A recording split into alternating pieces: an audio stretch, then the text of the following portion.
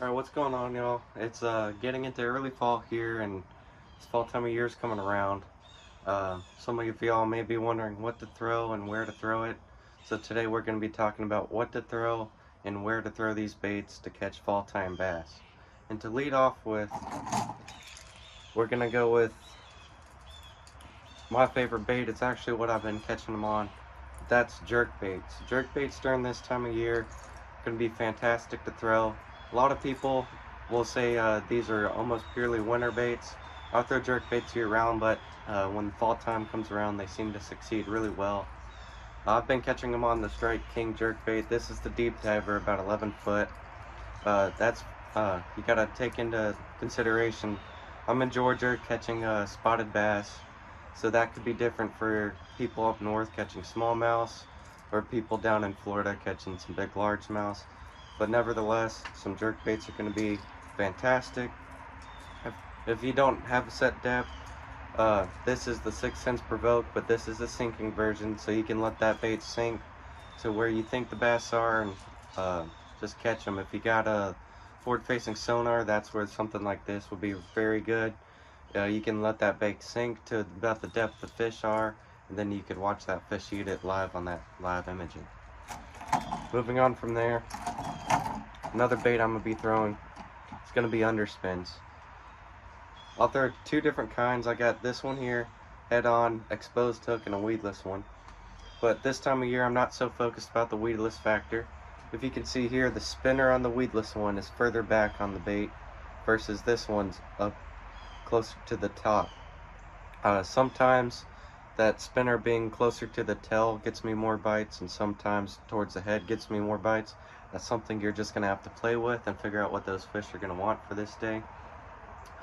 This time of year, both these underspins and jerk baits, I'm really going to be throwing all kinds of, like, all over the lake, especially around points. I'm going to really target points and humps with these baits where these fish are going to have bait pushed up. But those two are just going to be great search baits. And speaking of search baits during this time of fall, this one's gets a lot of consideration for fishing during the fall because a lot of people see it as a winter bait, but that's going to be an Alabama rig. Alabama rigs, a lot of people say they're wintertime baits, but for me, they really start succeeding this fall time of year when these bass are going to be chasing bait. So this Alabama rig, this is just a typical Yelm Alabama rig. You can find it anywhere, Academy, Cabela's, but it just gets the job done. It catches those feeding fish, especially if you're fishing spotted bass like me. You're going to catch a lot of fish because those fish are going to be aggressive and they're going to be searching for bait, and this is a perfect imitation of a small school of bait.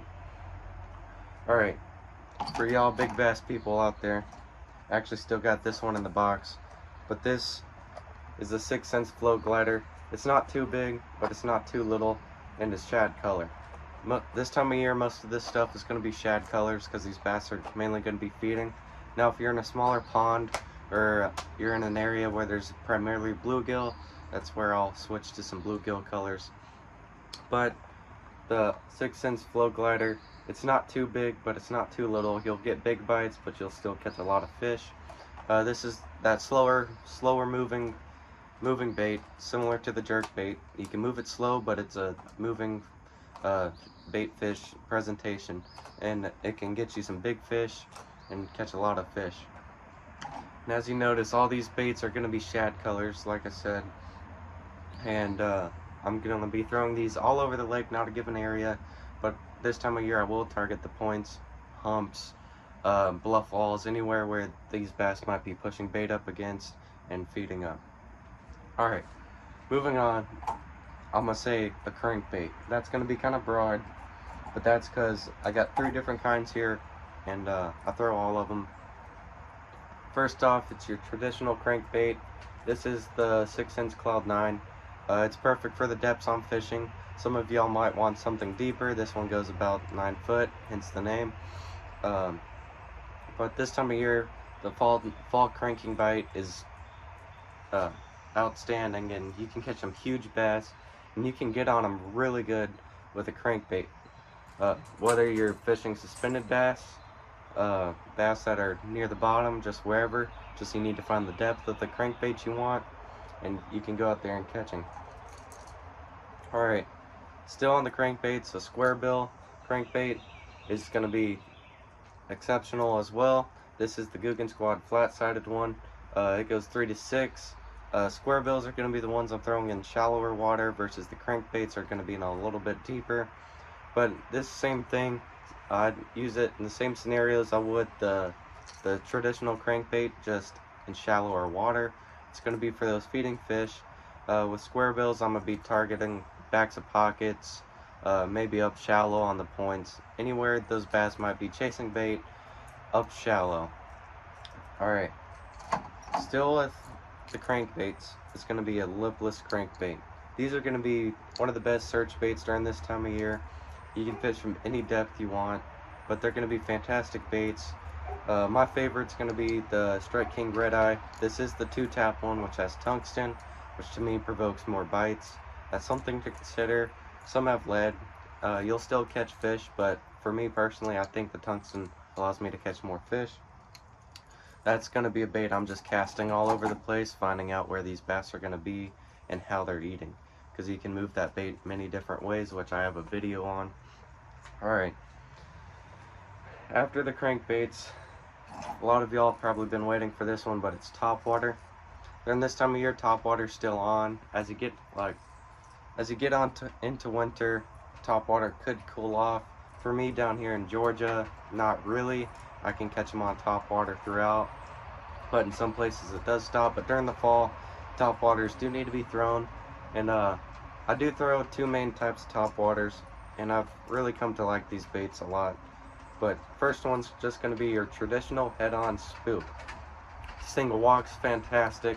I can cast it out far, so if I see a fish bust, I can throw this bait on its head, work it real slow and wide, and oftentimes I'll get a nice strike.